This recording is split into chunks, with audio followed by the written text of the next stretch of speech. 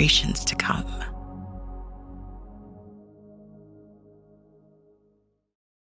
Welcome to another edition of the TDN Writers Room podcast. My name is Bill Finley. I'll be your host this afternoon, and I am the correspondent for the TDN, and also I do radio broadcasts on Sirius XM Radio with the legendary Dave Johnson. Me and you, Bill, 1 and 1A. I'm Randy Moss with NBC Sports and the Bayer Speed Figure team. I guess Zoe Cadman is MIA this week. She's working at the Ocala yearling sale. So she has 17 different jobs. So that we get her as much as we do is definitely a bonus, but we'll miss her this week and I'm sure she'll be back next week. So obviously this thing to do to start with this episode is to talk about the humongous amount of Breeders' Cup preps and stakes races that were run last weekend. If we talked about every single one of them, this would be a 7-hour podcast. That wouldn't be good. So I'm going to zero in on the ones that I thought were really of the most important. Let's start with the 2-year-old males, 3 grade 1 stakes over the weekend. And I thought there was the potential there to have 3 really good potential superstars come out of it. Didn't quite work that way, but the one who came through in the Breeders' Cup was Ted Nafi, not to be confused with Ned Toffee. Ted Nafi, okay, I got it right this time, right? He was absolutely dominant in the Breeders' Futurity, beat a good horse by 2 3/4 lengths over blackout time. Randy, is he the favorite in the Breeders' Cup Juvenile, or is Brandt? That's a good question. I think Ted Nafi was more impressive in the Hopeful and the Breeders' Futurity than Brandt was in his most recent win. Now, Brandt was more impressive in his debut, I think, than Ted Nafi has been. So that's going to be interesting for horse players to try to sort out. I think Ted Nafi will probably be the favorite. I thought he looked really good in the Breeders' Futurity. There's always a danger when you send him around 2 turns for the first time. We'll be talking about the other spendthrift Todd Pletcher big favorite this weekend, the 2-year-old filly Tommy Joe, who was also going around 2 turns for the first time in the Alcibiades. And in her race, she got really keen during the first part of it. She didn't relax at all, and it cost her toward the end. So that was what I was really curious to see how Ted Nafi would handle it. Just as cool as a cucumber. They went at a fairly slow clip, especially compared to the fillies. They went a half in 48.23.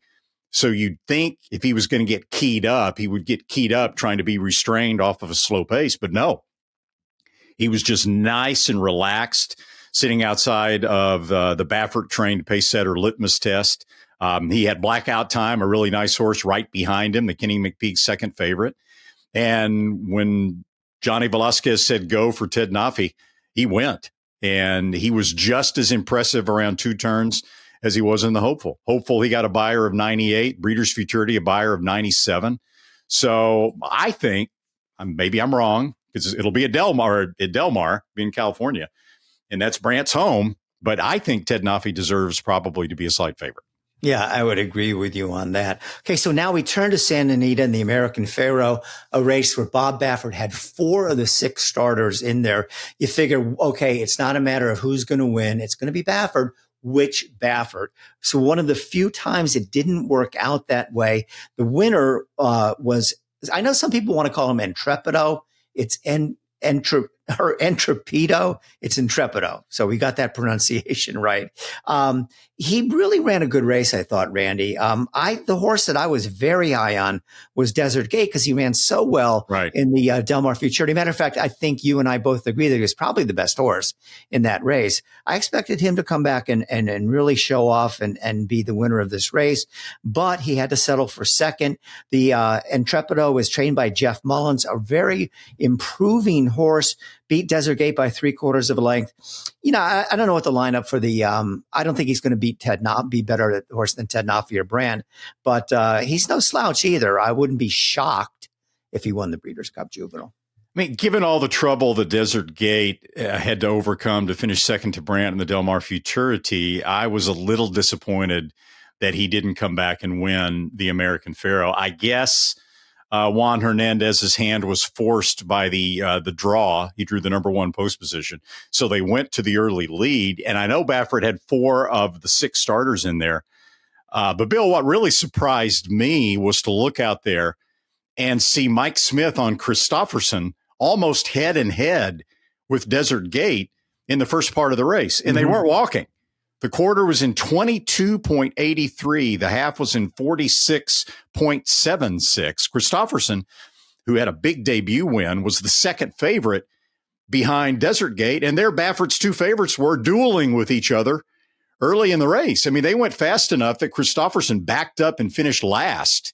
He didn't, he was beaten a pretty long way in sixth. Desert Gate held on gamely until the very end when Intrepido came and got him. But I thought the early exertions by Desert Gate, forced by stablemate Christopherson, really sort of sunk the favorite in there. But I agree with you. I mean, I think you would have, even though Desert Gate probably should have beaten Brandt in the Del Mar Futurity, I think you would have to rate him no better than third behind Ted Nafi and Brandt for the Breeders' Cup Juvenile. And we're going to talk about the Champagne here in just a minute. And that horse needs to be discussed too.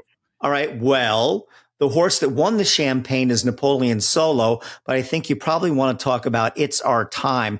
Another one of the horses that was running this weekend that I thought, after the 17 3/4 length win in a maiden race, fast buyer, like the sky's the limit for this horse, for Tom Amoss. He didn't have it. He ran fourth as the 2-5 favorite. Napoleon Solo got a 94 buyer. I haven't seen Tom Amoss offer up any excuses. He's not going to the Breeders' Cup Juvenile, which would make a lot of sense. But Randy, what did you make of his performance? What did you make of the race? Oh, I thought his performance was outstanding. Now, There are some buyer speed figures of any kind, speed figures of any kind. You have to look and focus on how the number was earned. And you're a horse player, everybody else out there. I mean, you understand that there are big buyers that are earned with very sanitary, very easy, very advantageous trips that you kind of downgrade a little bit mentally, and you kind of take those buyers with a grain of salt. And then there are the ones in which you say, okay, this horse is probably better than his buyer speed figure just because of the way the race was run. Okay. Even though Napoleon Solo got a 94, he's better than a 94. He went his second quarter, and it's down a straightaway. All right. It's a 1-turn mile, but still, he went his opening quarter in 22.53, the half 44.24. They scorched through that second quarter, scorched. And that's what killed It's Our Time. He kept up with Napoleon Solo during that very fast second quarter, and he was done by the time they hit to the top of the stretch. Napoleon Solo opens up and wins by 6.5. Now, other than It's Our Time, the competition behind Napoleon Solo probably wasn't the greatest. And the pace is going to be pretty quick out at Del Mar with the Baffert 2-year-olds and whoever else goes in the Breeders' Cup Juvenile. I don't think Ted Nafi will be on the pace, but it was an outstanding performance. Minded Napoleon Solo, who is the son of Liam's Map out of a Scat Daddy mare. That, distance would seem to be okay, going around 2 turns at 1 1/16. So look, I think Napoleon Solo stamped himself as a very legitimate contender at Del Mar. Interesting. So let's talk now about the Alcibiades at Keeneland, which is run on Friday, one of the stranger races of the weekend. And Tommy Joe is the big hope from Spendthrift Farms, just like Randy had mentioned that Ted Nafi was the big hope for Spendthrift Farms in the Breeders' Futurity. She did win, but it had to be through a disqualification. Very obvious call. That's about the least controversial DQ you'll ever see. Nobody in their right mind would have thought that Percy's Bar should have stayed up. But Randy, I will say this, even though she officially won the race, she didn't look the same to me as she did when she was winning the Spinaway. And matter of fact, if Percy Barr didn't come out and bother her, I'm not entirely sure she would have got by her anyways. Oh, she wouldn't have. I'm convinced that in this race, Percy's Bar was the best horse. Now, I don't beef with the disqualification because it was a pretty dramatic duck out by Percy's Bar, although Tommy Joe was lugging in herself throughout much of the stretch, but still, I mean, that was too obvious to ignore. And it's just unfortunate for Luan Machado and for Percy's Bar and the connections of Percy's Bar that they have the best horse in the race and don't win. But I was disappointed in the race as a whole. It was a fast pace. Percy's Bar was game holding on. But, in my opinion, while we have, I think, an above average group of 2-year-olds, or average at the worst compared to what they usually are going into the Breeders' Cup, I think we've got a below average crop of 2-year-old fillies based on what I've seen so far. I was disappointed that Tommy Joe didn't settle any better than she did, even behind a fast pace. She was really keen going into the first turn, and I know that has to concern Todd Pletcher. But, she ran well in defeat, but I don't think she's going to be the favorite in the Breeders' Cup Juvenile fillies. Yeah, not off that performance. I wouldn't think so. All right, so let's move on now to the Frizette. And Randy, you talked about the weakness of this division. On the show last week, you thought that this race, you had mentioned, maybe in an email exchange with me, I don't know if you said it on the show, but you thought the Frizette was the weakest of the weakest. Yeah. Is won by Iron Orchard by a nose. Nice New York bred, 3 for 3. Do you see anything in this race to change your mind? I don't. Buyer speed figure 79. Now, 79, you hear that and you say, oh, wow. I mean, this horse has no chance at the Breeders' Cup. But then, the top 2-year-old filly speed figure at the Breeders' Cup is going to be in the low 80s. So it really doesn't rate that far behind. It just sort of is a demonstration of the overall weakness right now in the 2-year-old filly division. Danny Gargan, a really good job with Iron Orchard. Another New York bred you mentioned, like Rhetorical. So a big weekend for the New York breds. She just barely beats a 34-1 shot Riley Toll in a head bob. And now she's got to go 2 turns, obviously, at the Breeders' Cup. So, she'll be a long shot, I think. She'll be 10-1 or so. Well, I don't think Explorer will be 10-1. This is the horse that won the Oakleaf for Bob Baffert. He had 2 in there. She was a little bit of a disappointment in the Del Mar Debutante in her prior start, where she was beaten by Baffert's stablemate, who was not in the Oakleaf. On paper, this race didn't look that strong to me, but she did win by 4 1/4. She is trained by Baffert. I'm sure she'll take a lot of money at Del Mar. Matter of fact, I'll ask you the same question. Is she going to be the favorite? I think she will. You've got the Baffert factor, winning the key prep at Santa Anita by 4 1/4 lengths as the 2-5 favorite. Tommy Joe not finishing very well in the Alcibiades and trying to lug in and not relaxing. I think it kind of all adds up to Explorer being the favorite and Tommy Joe probably being the second favorite. I thought that one of the keys to Explorer in turning the table on her Baffert trained stablemate that beat her at Del Mar was the blinkers off angle. Mm-hmm. Bob wanted to get her to relax a little bit more. Explorer had been on the lead in her 2 previous races, and this time with Hernandez, she was close, but she settled outside. I think she was third, maybe a length and a half back, which it doesn't sound like a lot, but the pace was quick. She was nice off the pace. She went on, finished up nicely, drew off. Buyer speed figure 83. You're not breaking watches here, but within this 2-year-old filly division, I think that probably rates the highest. Nice to see the 3 amigos back in action with the Breeders' Cup favorite. Mike Pegram, Carl Watson, Paul Whiteman, who've been obviously partners in a lot of really, really good horses over the years.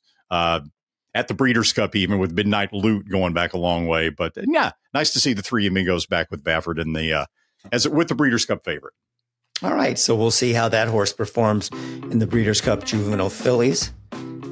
The TDN Writers Room is brought to you by Keeneland, who saw 5 of their sales graduates take home Grade 1 glory on Saturday, and they were Ted Nafi in the Claiborne Breeders' Futurity, Napoleon Solo in the Champagne, Simply in Front in the First Lady, Iron Orchard in the Frizette, and Intrepido in the American Pharaoh. And the sales company announced that they will be offering a lifetime breeding right to the Red Hot Sire Nyquist at the championship sale on the Del Mar Paddock Wednesday, October 29th. We'll be right back after this message from Keeneland. Ladies and gentlemen, Keeneland welcomes you to the inaugural championship sale for this one-of-a-kind sales event, right here at the center of the World Championships. Your opportunity to play at the highest level is about to begin. Welcome to the Keeneland Championship Sale.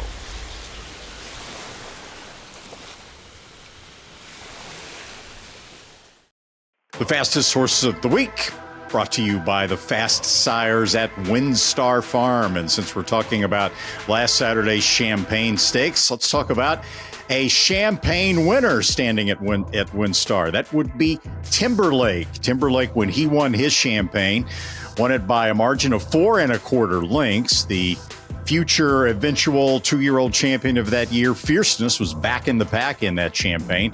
And in that race, Timberlake got a Beyer speed figure of 93. The other Champagne winning son of Into Mischief, Practical Joke, when he won his Champagne, got a Beyer of only 88. And Timberlake is one of only 2 sons of Into Mischief at stud with a Grade 1 win as a 2-year-old.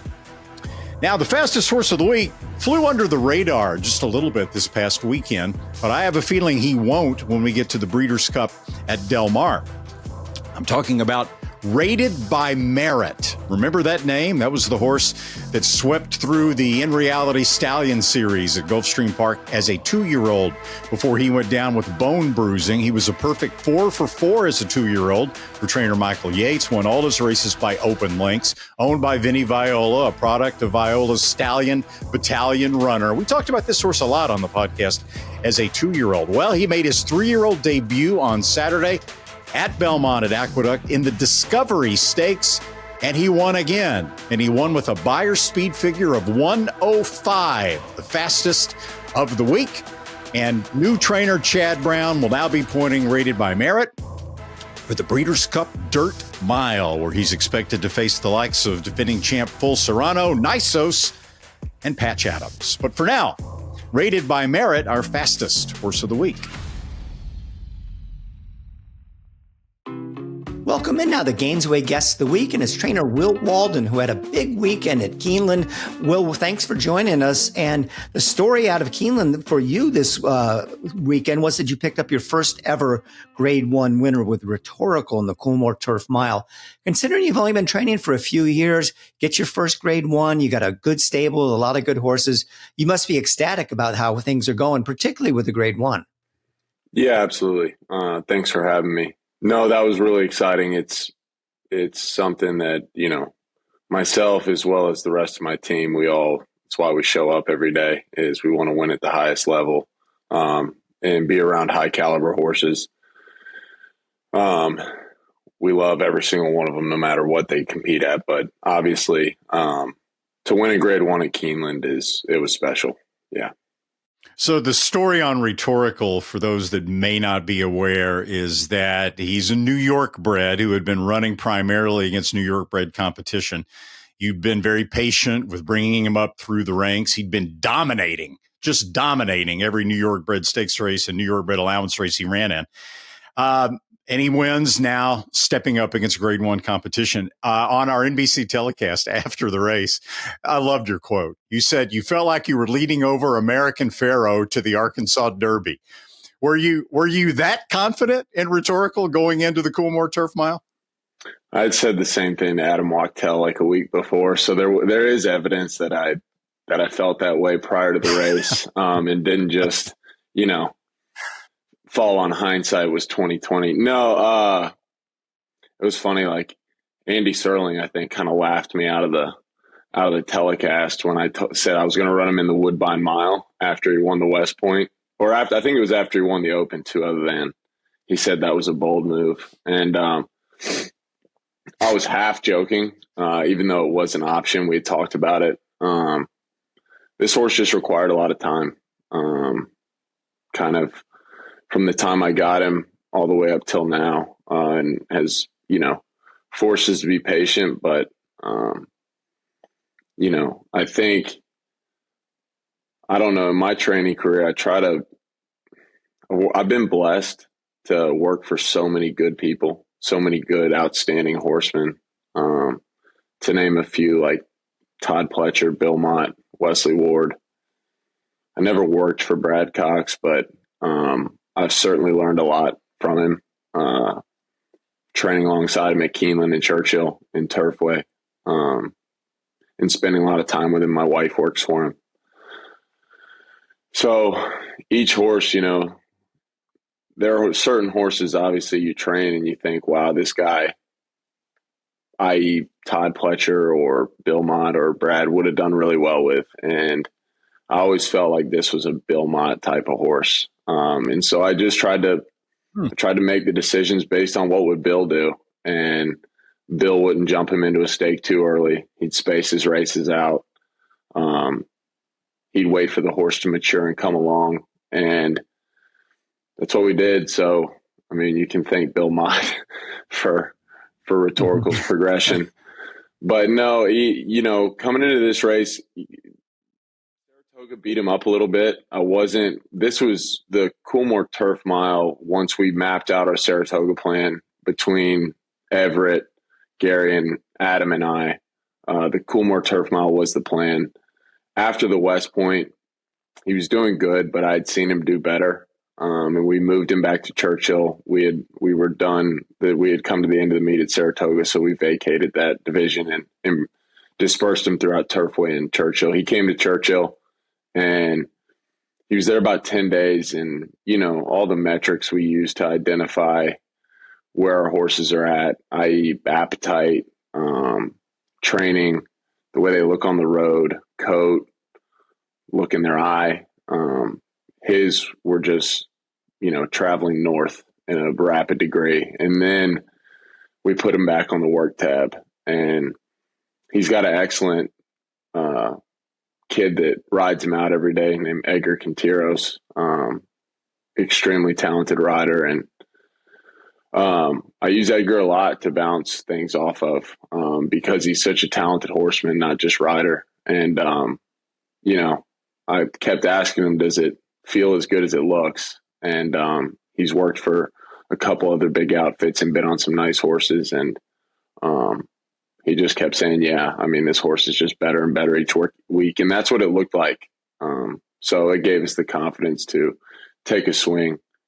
The real panic set in on Saturday, the Saturday before we entered Mondays. They told me they didn't think I was going to get in because he's a New York bred. He only had New York bred stake earnings, which is like, it's just above allowance earnings pretty much. So I didn't eat for 3 days. I was able to fit into that suit nice on Saturday because I did a little fasting prior to. Because I told Adam, I said, if he gets in this race, I'll feel like I'm leading American Pharoah over for the Arkansas Derby. And anyways, he got in and he did the rest. Yeah. So there's been mental maturity too, right? Because you told us a lot about his one loss to date and the fit that he threw pre-race before that. Yeah, he was a nightmare that day in the paddock. And, it's oftentimes like I kind of almost look at him as a 3-year-old right now because it's kind of how many races he's run. And when he was a 3-year-old, almost looked at him like a 2-year-old. He just got started so late, and usually you don't worry about him as much, lead him over for the first time because there's a lot of shock and awe and their attention so gravitated towards the people and the sights they've never seen that they don't usually, if they have a tendency to be bad actors or to lose their composure or cool in any way, that kind of gets dissuaded their first time over there. The second time over there is when you got to look out. And we brought him over for the second time. Even though we had schooled him, he was bananas in there. And everything from the time he got into the paddock till Breaking Bad from the gate to being ranked into the first turn, he was just – and it's just because he's got an appetite for racing. Like, he wants to do it. He loves the game. And he broke bad, and all his peers leave him away from there. And Irad, I think, had to sit down on him into the first turn of that race. And I thought he still ran a game race in defeat, really. But we've just had to bring him along slowly. And he's not this time over Distorted Humor. It's Stormcat over Distorted Humor. And that's a bloodline that runs hot on either side, let alone when you combine them both together. So, Will, the next step obviously would be the Breeders' Cup Mile. The waters were deep in the Coolmore Turf Mile, but they get even deeper come to the Breeders' Cup. Will you go over in the Breeders' Cup Mile and feel like you're leading American Pharoah over for the Arkansas Derby? We'll see how he trains up in between. He came out of the race great, and he's doing well now. You're right. It's going to be deeper waters. I do believe Tactically, because of how tactical he is, he will suit that turf course pretty well, I believe. I think that turf course and style of running will suit him. It's a short stretch, which doesn't necessarily favor all Europeans, but I do think it'll favor this horse. Well, you'll have some Group 1 Europeans in the field at the Breeders' Cup, but you beat a Group 1 European in the Coolmore Mile and Diego Velasquez and beat him pretty handily. Elsewhere this past weekend, it wasn't just Rhetorical. I mean, you had Speed Shopper, who finished second out in California in the Rodeo Drive, and then Gordon Pass ran third in the Bourbon. So what is your Breeders' Cup roster looking like right now? Speed Shopper, is he likely? Speed Shopper's probably not going to go. That race, I believe the Rodeo Drive came up significantly lighter than the Breeders' Cup Filly and Mare Turf would. And now I think it'd be an easy decision if she had won a win year in, but I don't know that we got to pay to ship her home and then pay to fly her back with all the fees that incur. She's lightly raced. We thought that trip out there went extremely well. Looks like she'll run on as a 5-year-old, and just don't want to ask too much. If she's meant to go to the Breeders' Cup, we think it'll be in 2026, probably not 2025. All right. And I don't know. You're winning 25% on the year. You have the one grade one. Is the bar as high as it's ever going to be, or are you going to set the bar? Is the goal to set the bar higher starting with next year? Yeah, I mean, the goal in life is always to keep moving forward.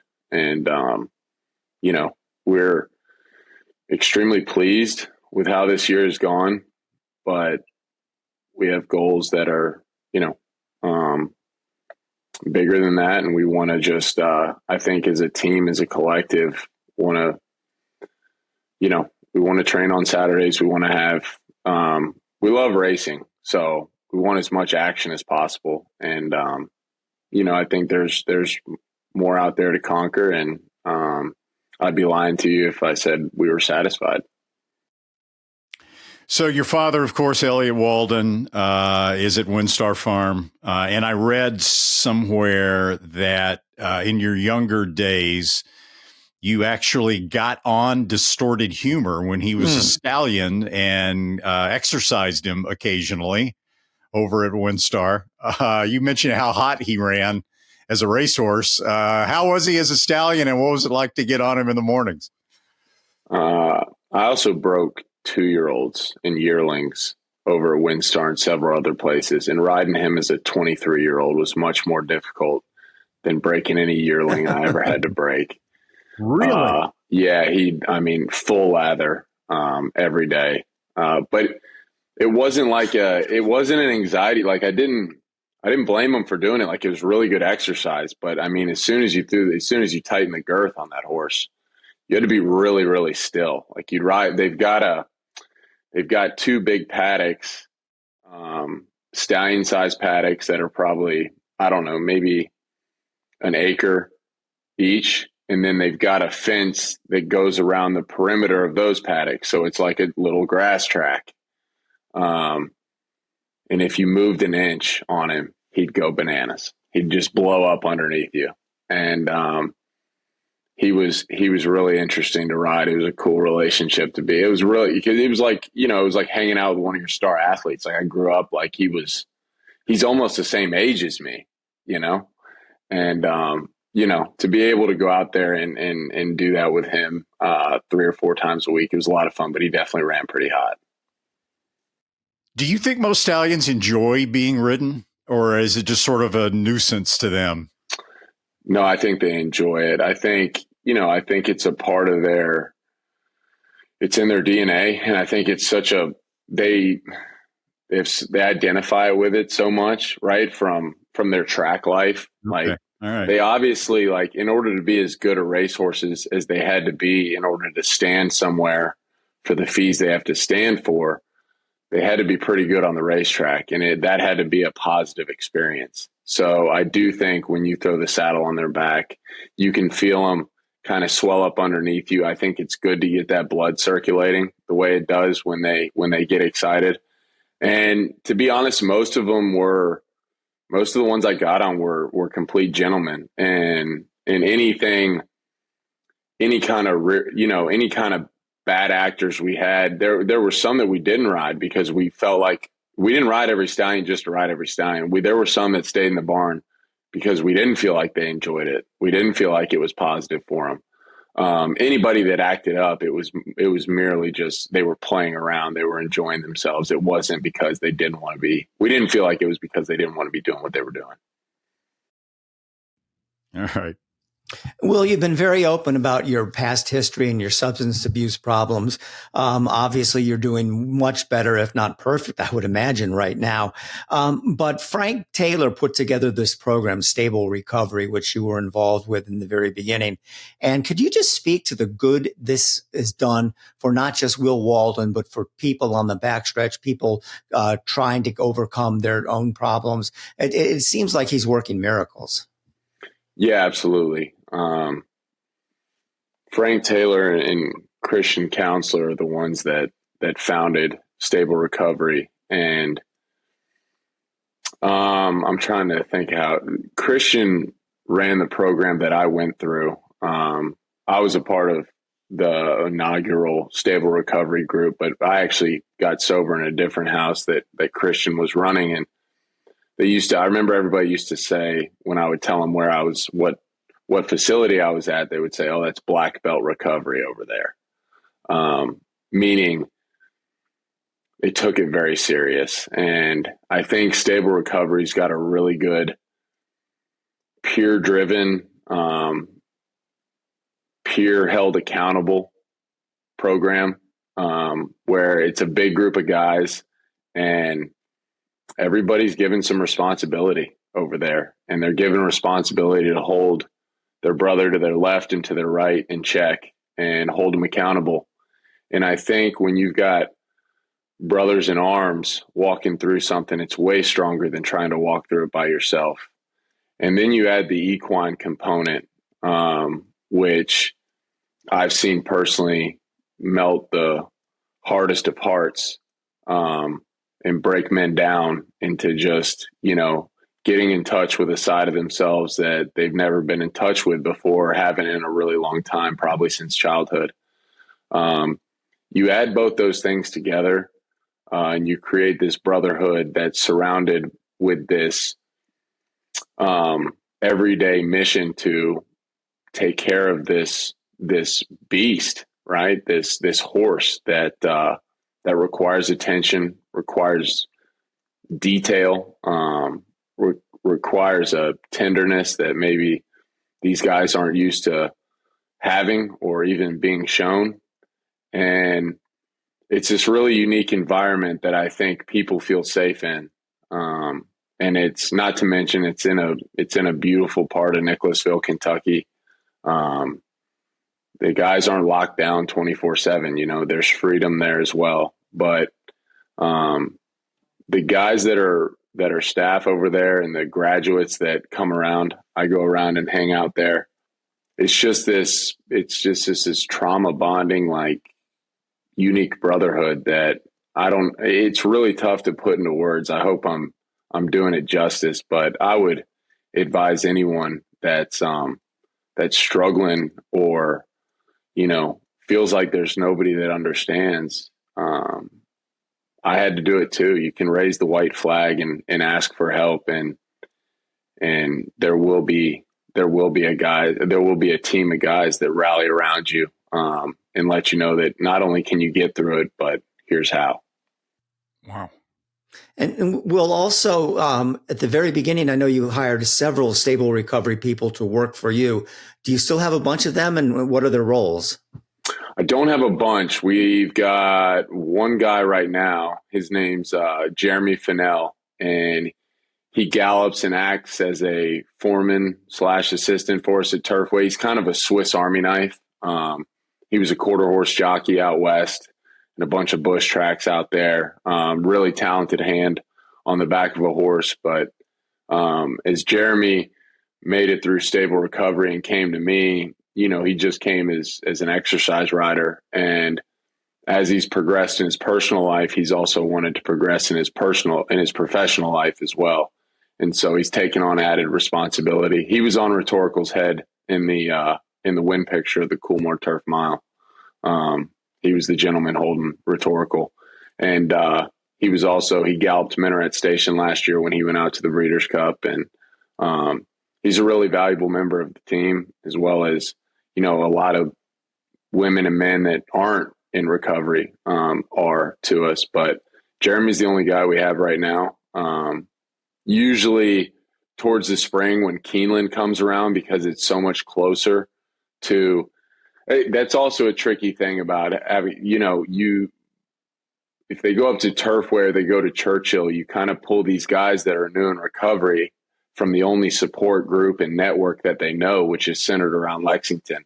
So generally we bulk up on stable recovery guys when we go to Keeneland for the spring and stay there through the summer. And that's more as much for them as it is anything. All right. Well, I'm good. Thank you so much, Will. You were really good.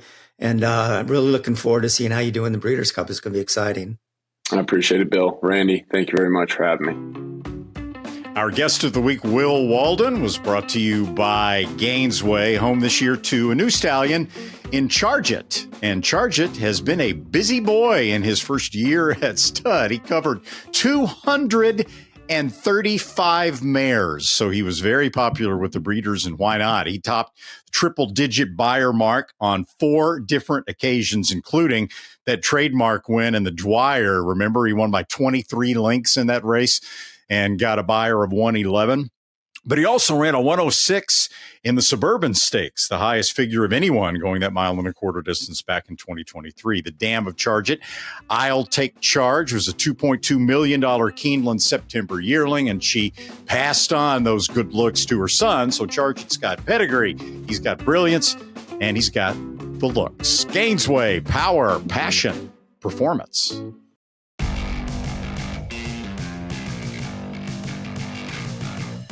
Charge It is pouring it on, winning the Dwyer by the length of the stretch.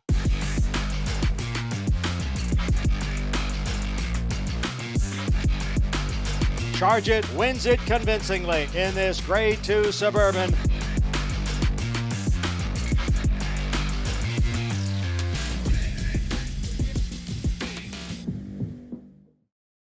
Well, Intrepido stamped his ticket to the Breeders' Cup Juvenile with a win in Saturday's Grade 1 American Pharaoh Stakes at Santa Anita.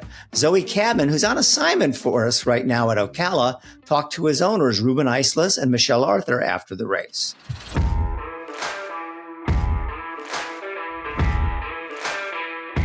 Ownership group of Intrepido. Now, he had a different name when you guys bought him. How did we come up with this name?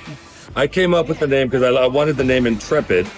And I don't know if you ever heard from your Spanish teacher that ropa don't mean rope and sopa don't mean soap. Well, apparently, if you put an O on Intrepid, it becomes Intrepido. And Intrepid was taken. So I was like, I want this horse is Intrepid. And so it became Intrepido. You guys have had such success. I know you credited Mike Penley. 100%. How does he find these horses? He's talented. He's a genius. I am the tiger. Yeah. That's Mike. All right, so how excited are you? Like, you are up against 3 Baffords, you win the race. We're watching the race right here. I mean, what were your thoughts when you saw him coming down the lane? Unbelievable. I knew that he could do it. I really did. I was just incredibly nervous looking at the odds on the board. But he did it. And when he finished, he looked like he had more, More to go. More to go. Yeah. So I told Mike before the race, I said, here's what's going to happen. He's going to break right. He's going to do really well. He's going to come out. He's going to be second. And he's going to get jammed up a little bit. He's going to hold back, but he's going to finish strong at the end. That's exactly what happened. You guys excited to go to Breeders' Cup? Yes. It's 20 minutes from our house, so it's perfect.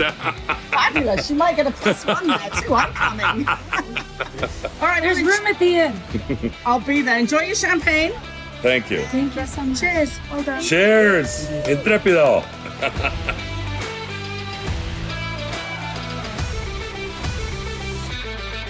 From Saturday, October 11th through Sunday the 19th, come out and celebrate Oktoberfest at Santa Anita. 2 weekends packed to the brim with Bavarian food, live music, and entertainment, including cornhole, keg rolling, and Stein holding competition. I'm not sure what that is, Stein holding competition, but it sounds like fun, and a costume contest. Sounds like fun indeed. Come on out to Santa Anita. Let's now move on from the juvenile divisions to the other big races who were run over the weekend. We'll start with the Spinster, and you can't help but not like Torpedo Anna. She was horse of the year. Kenny McPeak, was so ambitious with her, ran her in the Travers, ran a great race. She did not have it at all.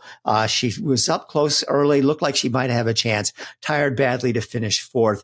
And Randy, I think there were some hints before this race. Well, she was still a good horse.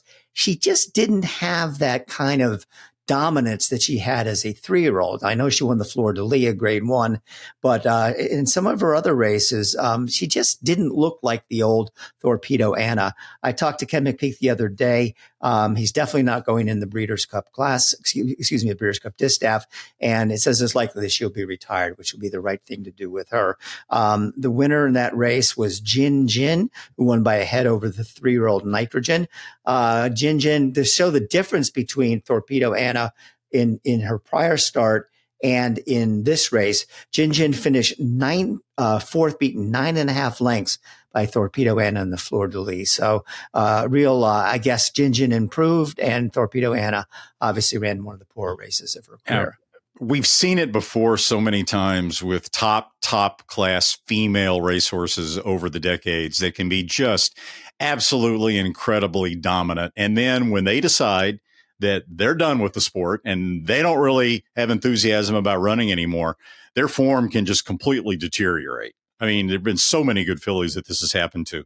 And you're right. I mean, you saw some hints during the year with Torpedo Anna. She wins at Oaklawn, but her numbers weren't as good as they were in the Breeders' Cup and earlier. And then she runs a dud race at Churchill Downs with no apparent excuse. She did rebound a little bit when she won the Personal Incident and got a good number. But honestly, if that race had been a couple of jumps farther, she was going to lose that, right? I mean, Darth Vader was really running at her hard and was going to go by her if the race had been a little bit longer. So she was a no-show. She had a good trip and just decided that she was done at the top of the lane. And if you look at the race on paper and we're going to take out Torpedo Anna, who's the most likely winner? At that point, you would probably say Scylla or Nitrogen. But I thought Luis Saez rode a hell of a race on Jin Jin, right? Just put her on the lead. There's not a ton of early speed in there, really. I thought Scylla might go to the lead, but, Junior Alvarado, obviously, that was not the strategy for Martin Alvarado. And so the lead was wide open at that point, and Saez, as he is wont to do, aggressively took it. And that was the difference in the race. It came down to a dramatic head bob between Jin Jin and Nitrogen, and Jin Jin got the bob. Now, being Calumet Farm, they like to run in all the big races, which I think is one reason why she was, 18-1? Yeah, 18-1. I think I said this on the NBC telecast. When a lot of people see a Calumet Farm long shot, they just think, oh, this is just Calumet throwing mud against the wall, hoping something will stick in a big race. And it kind of causes people to lose some confidence in those horses. But Jin Jin probably, because she's Calumet for sure, and because she deserves to, will probably go on and run in the Breeders' Cup distaff. Nitrogen now, Mark Cassie said she is likely to run in the distaff as well. Neither one will be favorites. Bob Baffert is loaded right now in California with Seismic Beauty, who I think got a 110 buyer in the Clement Hirsch in her last race and a triple-digit buyer before that. And she's training very well. And then Cavalieri, who just won her prep last week at Santa Anita, despite breaking poorly from the gate. So Baffert's got a great 1-2 punch with Darth Vader also lying in the weeds out there for the distaff as well. All right, let's turn our attention to the First Lady at Keeneland. This is a prep for the Breeders' Cup Filly and Mare Turf. Chad Brown had won this race the last 7 years in a row. And Jeremy Plonk, from a very, very good handicapper, came up with a great note on our show. Of the 7 straight Chad Brown winners, not every one of them was the other Chad Brown. the second choice among the two. So what did I do? I picked the other Chad Brown, who was Suggesta in there, and she ran okay. Didn't embarrass me by any chance. But the winner was Simply in Front, coming off a nice win at Kentucky Downs. And you talked about Luis Saez riding a good race. I think a very underrated rider in the United States right now is this Ben Curtis. He really looks good to me. So Simply in Front, I assume, is on our way to the Breeders' Cup Filly and Mare Turf. And Chad will have to try to start that streak all over again next year. Yeah. Now, we've seen this over and over throughout the years, but typically when you have, even in major stakes races and even on the grass, when you have finishes like this, right? Simply in Front wins by a neck. Suggesta was a neck in front of Choisha in third, who was ahead in front of Deep Satin in fourth, who was ahead in front of Pinup Betty in fifth, who was less than a length in front of Heredia in sixth. When they're that closely bunched, okay, it's not like they're all going to run fantastic races at the same time. Typically, that's a result of kind of a mediocre race where nobody is really running fast enough to completely take charge. And when you look at the numbers for this race, this was a speed figure quandary because the First Lady on the Beyer scale, for example, comes up 16 points slower than the Coolmore Turf Mile. And the Coolmore Turf Mile, you would expect to be run around 100 or in the low 100s. So you subtract 16 from that, and when you get the mid 80s for the First Lady, we kind of bumped it up a little bit, gave these horses a little bit extra credit, but still Simply in Front gets a Beyer speed figure of only 91 for winning this race. And I think they're going to go on and run in the Breeders' Cup Mile, or at least Eddie Keneally is thinking seriously about it. And she's capable of running faster than a 91. She ran a 96 when she almost beat AG Bullet, sprinting at 6.5 furlongs at Kentucky Downs before that. So she is capable of better. But you're looking at if they run in the Breeders' Cup, 20-1, 30-1 for Simply in Front. Yeah. Doesn't look like a Breeders' Cup winner's coming out of that race. So back at Santa Anita, the Chillingworth was not one of the big grade 1 races on the card, but it's definitely worth talking about. Tamara is back. She has only run once since the 2023 Breeders' Cup. Obviously has some sort of problems that trainer Dick Mandela has been dealing with. She, of course, is the daughter of the great Beholder, and that in and of herself makes her a very popular horse. I don't know if she can run 2 in a row as good as this, considering that maybe she does have a hole in her somewhere, but she was really good. She won under a handride under Mike Smith. And now for the Breeders' Cup Filly and Mare Sprint, we've got the showdown of Mandela versus Mandela, Tamara versus Copian. That's going to be a awful good race, Randy. Tamara versus Copian versus Sweet Azteca versus Hope Road. It's going to be a sensational race. Tamara has had a series of little setbacks. It's not just one problem, and sickness in there as well. So they've been very patient, the people at Spendthrift. By the way, what a huge weekend Spendthrift had. But they've been very patient with Tamara, being by Bolt Doro out of Beholder. I mean, she's worth being patient with, and she sure rewarded them with this win. A 95 Beyer puts her, right in the hunt there. And it's a home game for her in California, so why not run her against Copian and see what happens? Because obviously she's a filly with a lot of quality. Over in Japan, there was actually a race that had ramifications for the Breeders' Cup, and it was called the Nippon TV HIA, Nippon TV High, I suppose what it was. But Forever Young, who keeps going back and forth between overseas and back to the States, is being pointed for the Breeders' Cup Classic. And this was his prep. I watched the replay of it, Randy. I didn't really know. It was his first start, by the way, since the Dubai World Cup. I didn't really know what to make of it. First of all, I noticed it wasn't even a graded stakes. It was a listed stakes. So I don't imagine he was running against real stars. Did he impress me? Not really. Was he unimpressive? Not really. Just kind of did what he had to do. Maybe that's what the connections expected from him. Just give him a nice race, tighten the belt, and get ready for the Breeders' Cup. So there's nothing about this race that would discourage me from playing him in the Breeders' Cup, but there was nothing particularly about this race that made me say, oh, wow, watch out for Forever Young. Yeah, it's exactly, I think, what they were hoping for. I don't think they wanted to see, some sort of, super brilliant effort out of him coming off the bench first time out that might set him back a little bit. I think they just wanted a nice workmanlike win to see that Forever Young is still Forever Young. They wanted a dominant win, but nothing, overly dominant. And I think it's exactly what they got. Very similar to his prep last year before he was sent over for the Breeders' Cup Classic, in which he finished third. I think he's, I think he's being underrated here.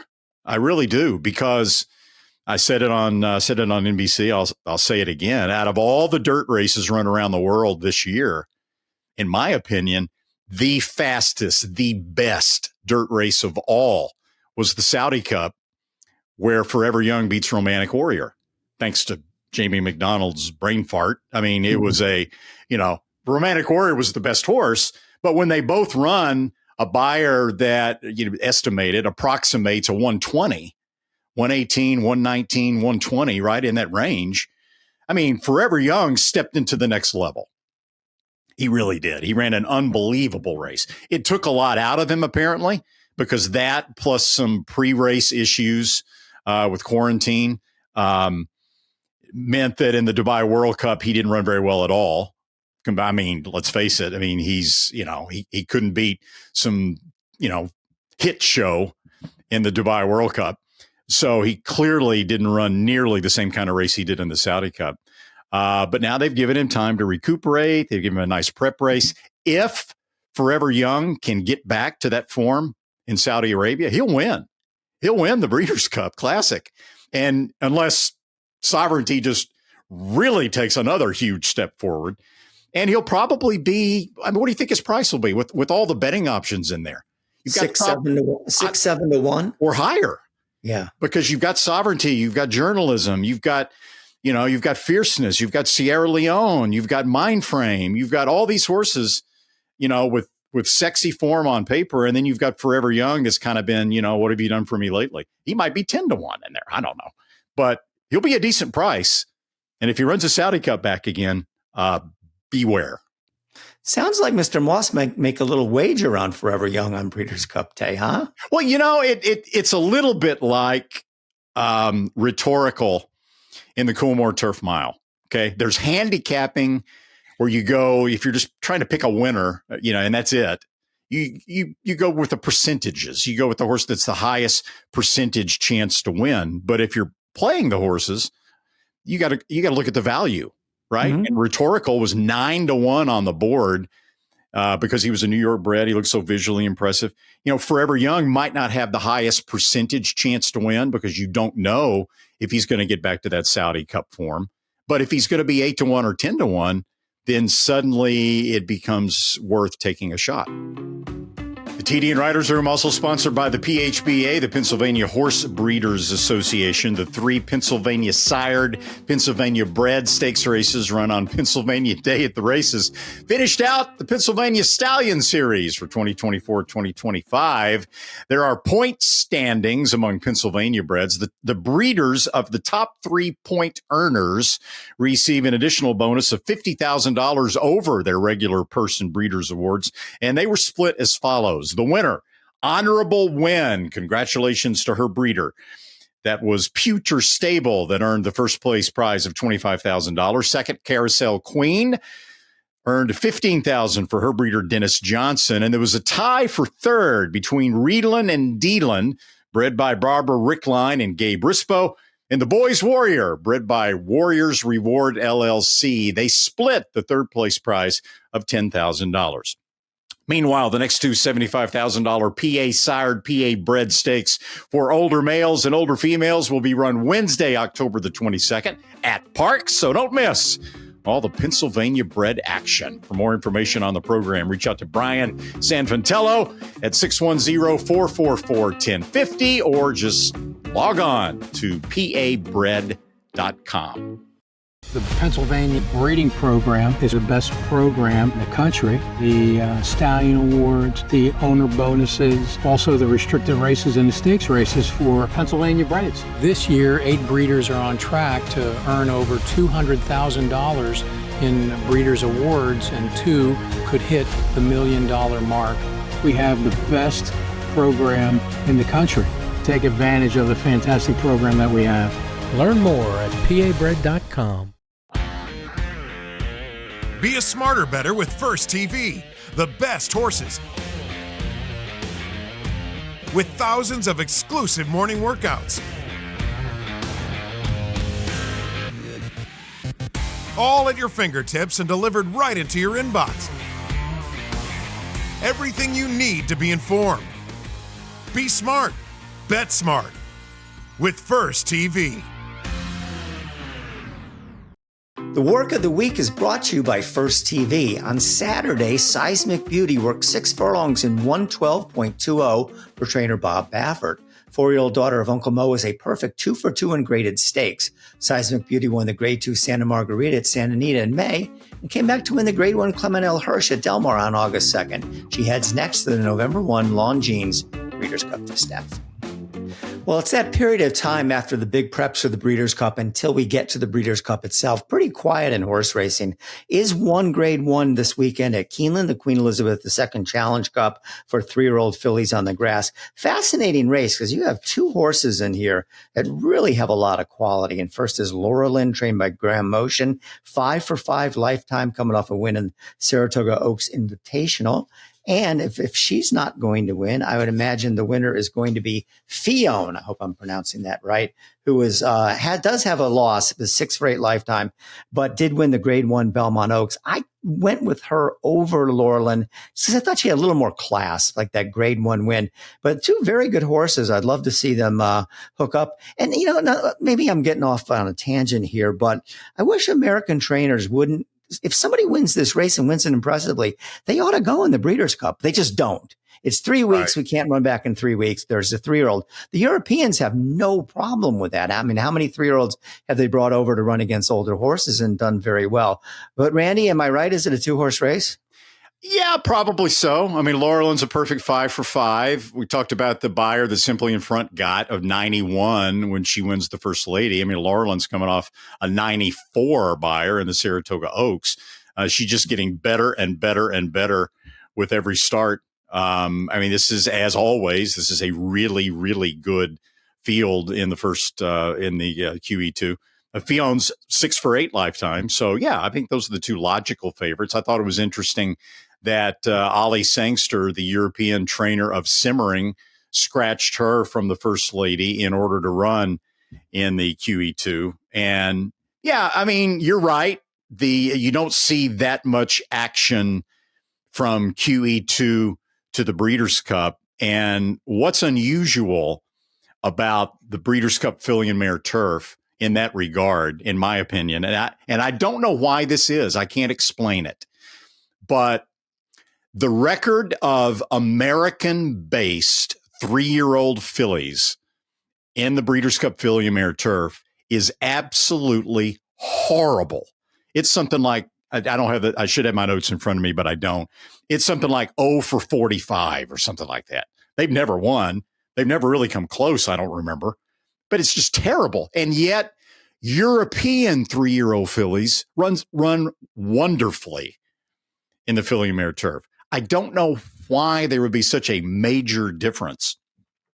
But I think that's one reason why you don't see many American 3-year-old fillies go from the QE2 to the filly and mare turf, just because historically they just don't run very well. Switching gears here, a sad note in horse racing last week. Jeff Seagull, who was one of the foremost handicappers on the West Coast, passed away. And Randy, Jeff was not only a nice guy, but most people thought he was among the best handicappers in the country. I mean, his opinion was fantastic. And, that's mostly what I'll remember about him. I do want to read something that Zoe texted me because she knew him better than both of us because she worked with him on the West Coast. And of course, again, we said she's in Ocala. She says, you can just say it was a really good guy and a great friend of mine. I saw him in his past couple of weeks, and he's off to a better place. Randy, just a good guy and really loved the game. And, he's going to be missed. Yeah, he had been diagnosed with cancer, I believe, maybe about a year ago or so, and he rallied a little bit. And then, as is unfortunately often the case, it caught back up with him. And but what a fantastic guy. And loved horse racing, just so passionate about horse racing. And he was a good rider, W-R-I-T-E-R, not like jockey rider. He was an outstanding rider. He was an owner. He and Barry Irwin founded Team Valor. He was a fantastic published newspaper handicapper. He was a great line maker. A program odds line maker. He succeeded John White for a while as the line maker, official line maker at Santa Anita. He was a guy of many talents, super, super nice guy. And I tell you this, the respect I had for Jeff Seagull. When I was in the newspaper business a long time ago, I was working for the Dallas Morning News when Lone Star Park opened. And our sports editor at the Dallas Morning News wanted to have a box for simulcasting around the country of all. He said, I want the best newspaper handicappers in America, and I want their selections to be in our box every day in the Dallas Morning News. So East Coast, I got Russ Harris. West Coast, I got Jeff Seagull. And they were, in my opinion, the two best published handicappers in the United States. And Jeff was good at everything he did and just a prince of a guy. It's really a shame. Sure was. It is definitely a shame. He will be missed. And the TDN Writers Room is brought to you by West Point Thoroughbreds. West Point connected in a big way in a Breeders' Cup Challenge win in Urine Prep when 2-year-old Intricate Spirit took the Grade 3 Futurity Stakes for trainer Miguel Clement that punched his ticket to the Breeders' Cup Juvenile Turf Sprint. At the same time, there was a sale going on over in France associated with ARC weekend. It was the ARC sale, and Miguel Clement picked up a couple of French Stakes fillies that will be owned by West Point and some of Clement's other owners. They'll be brought to the United States to race in 2026. That's exciting for West Point. For more information on all of West Point's horses, you can go to www.westpointtb.com. All the thrills. Fraction of the bills. Experience the power of the partnership. Change your life, make new friends, and compete at the highest level of thoroughbred racing. West Point Thoroughbreds, the gold standard in racing partnerships. Visit westpointtb.com. Well, that's a wrap on this week's show. I want to thank our Gainesway guest of the week, Will Walden, along with my partner, Randy Moss. Zoe Cadman should be back next week. As I mentioned earlier, she's down in Ocala working away there. I want to thank the people that work behind the scenes to really help make this show what it is. Sue Finley, Katie Petruniak, Anthony LaRocca, and Aaliyah LaRocca. Enjoy the weekend of racing, and we'll talk to you next week.